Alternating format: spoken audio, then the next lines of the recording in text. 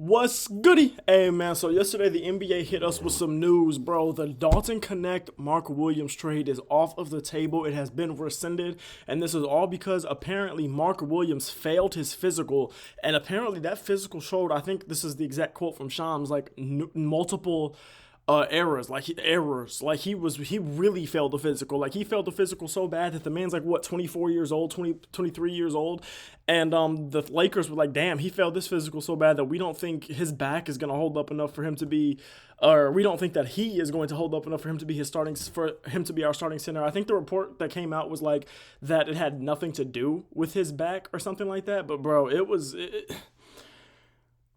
absolutely insane. Let me tell you, I have so many interesting this is like such an interesting thing because first of all, I don't think I've ever really seen a trade fail for this reason, at least not a major trade fail for this reason. And the only other times that I've really seen the trail ever get like rescinded was when the trade got vetoed for CP3. Other than that, I'm not, you know what I'm saying? Like, I don't recall this ever happening before. Now, you guys who are also in tune with the NBA and who may be a little older than me, you guys let me know if I'm tripping or if I'm just not remembering something or if something happened before the time I was real locked into basketball. But bro, from my memory, I don't remember this ever happening before, and there's so many ways that I could pivot here, but the first thing I'm going to talk about is how awkward it's going to be for these guys to return to their teams after getting traded. Because it's like, if you're Dalton Connect, what are you supposed to say to Rob Pelinka? Yeah, man, I know y'all wanted to trade me. It's okay. Like, I mean, I'm sure, I don't know Dalton Connect's a person, anything like that. Like me, I'm probably the type of person where I might be a little salty. I'm probably going to hoop every single night harder and harder and harder for the Lakers.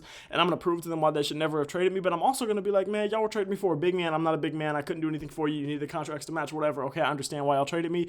But I'm back now, and let me show you why you shouldn't have traded me. That's kind of what the mentality that I think he should go into this with. But you can't be mad at Dalton Connect if he's like, nah, fuck y'all. Y'all just wanted to trade me. So now it's me.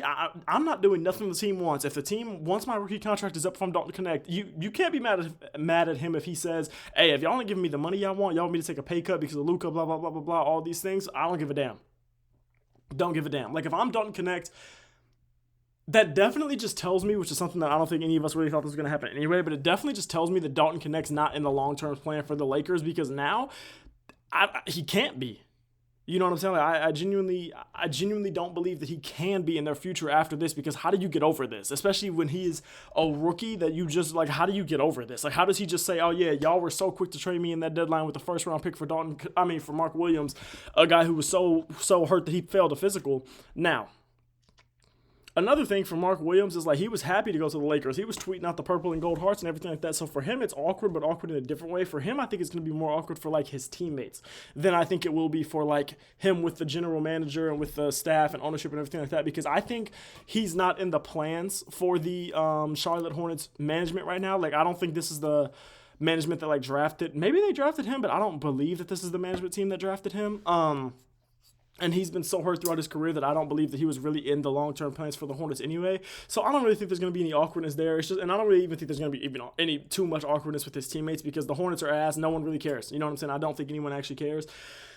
But wow, bro, I do want to know what the details were of that failed physical. Like, what did he do so poorly that they were like, nah, not only did he just fail this whole, like, he failed it so badly, we're rescinding the trade and everything. Like, he failed this whole so badly that the reports were saying it was, like, egregiously failed the physical. So, like, I don't know what that even means. Like, how do you fail a physical that bad? How is your body at that age that bad, that banged up? So prayers up to him and everything like that. I hope his body's okay, and I hope that he can carve out a long NBA career because I do think he's a good basketball player. I do think he could have some success in this league.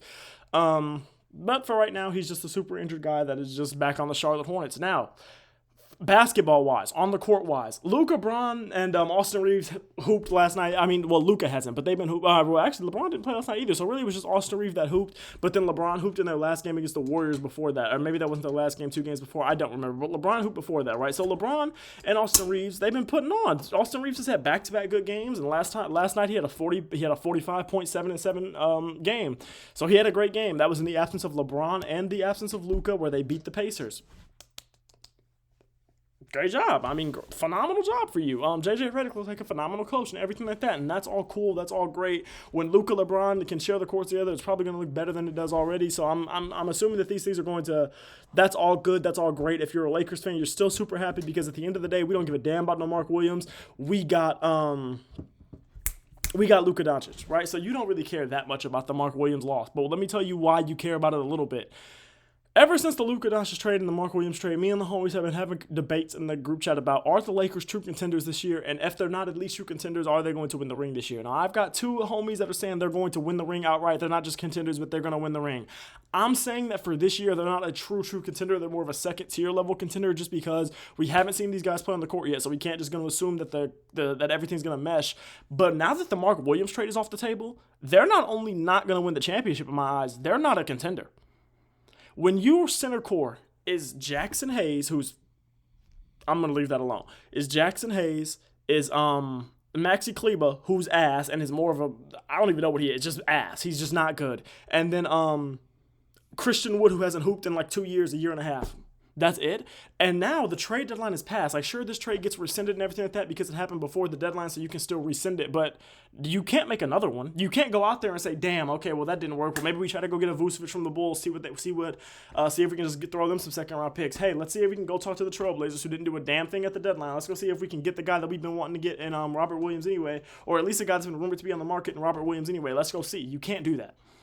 So I think the season now is chalked for the Lakers. I think the goal for the rest of the season needs to be developing guys like Dalton Connect, Austin Reeves, trying to get the chemistry right with this lineup and everything like that, and then trying to see, okay, besides center, do we have any other major needs? Is there anything else that we're missing? How big of a need is another wing player, is another wing defender, right? The Lakers, I think, should use the rest of this year to try to figure that stuff out. I don't think they should really care.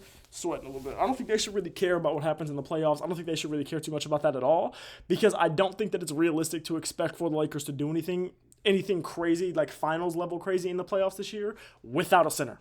Rebounding is too important. Rim pressure is too important. Rim defense is too important. Now, when you have LeBron and Luka, you're always going to have some rim pressure. You're going to have offensively, you are going to have guys that drive, that put pressure on the rim.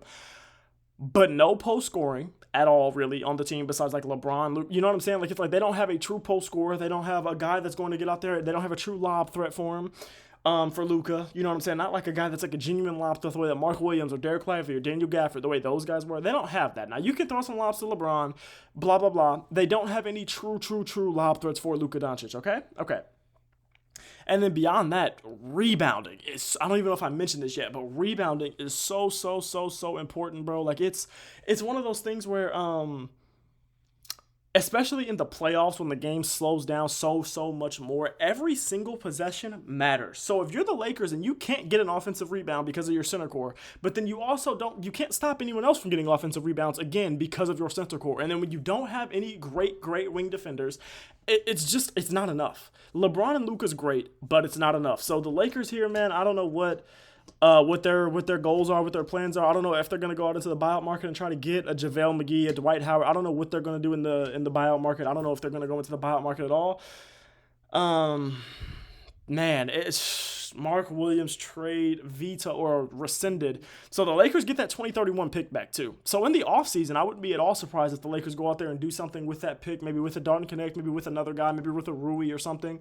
I wouldn't be surprised if they go out there and maybe try to do something with that pick to try to see, especially depending on how, like if they get to the conference finals and it's like, damn, we just need a wing defender and a big, I think they would be very willing to give that 2031 first round pick up if the package was right.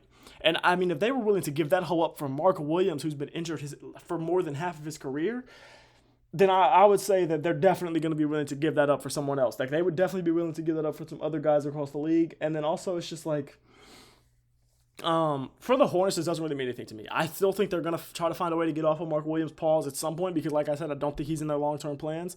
But I think the brunt of this trade being rescinded is going to be felt by the Lakers. I think they are going to be the ones where it's like they're really hurt more than the Hornets are by this trade going back. Now, a good thing is maybe this is a blessing in disguise. Not only do you get your first round pick back, you get Dalton Connect back, who's been a good basketball player in this first half of his rookie year. He's been good. Not only do you get those two things back, but you also realize that, okay, Mark Williams is now way more hurt, way more injured. His body has gone through way more than you thought it ever did. So maybe that's a blessing in disguise because it's like, damn, You saw the way Laker Nation hated AD for being hurt. Could you imagine Mark Williams and everything like that when their center core is literally based on him, when he's the main guy and that after there's a significant drop off? He's not anywhere near the talent that AD is, but when you've got, like, with AD, the criticism was LeBron needs help. But when you've got LeBron and Luka hooping, and then if they go out there and they lose a game or they lose a series because Mark Williams didn't play, and that happens continuously, Lakers fans would have crucified him. So maybe it's a good thing for him. Maybe it's a good thing for the Lakers. Maybe it's a blessing in disguise for multiple parties. I don't know. But it is absolutely insane. Tonight is the Super Bowl, so let me know who y'all have got in the Super Bowl. We're going to pivot over to that a little bit because I do want to know what y'all picks are. I think it's going to be a really interesting game. I'm going to pick the Chiefs because I don't bet against Patrick Mahomes the same way I didn't bet against Tom Brady, but I wouldn't be surprised if the Eagles win. I'm also up here like NPA where everybody up here is pretty much an Eagles fan and it's getting annoying, so I kind of want the Chiefs to win for that reason too. But I also just think the Eagles defense isn't very good. I don't think that it's as good as the numbers say it actually is. I think Jalen Carter's a dog. I think Cooper DeJean is very good. I think Quinyon Mitchell's very good. The linebackers there aren't good enough to me for this defense to beat the Chiefs. I just don't think so. And I think the same thing about the safeties too. I just don't think it's good enough to beat the Chiefs, to be completely honest with you. But yeah, man, that's it. Tomorrow I'm going to be talking about some NFL stuff that happened because we've had some crazy news come out just like in sports in general pretty much over the last 24 hours. Like a lot of stuff's been going on.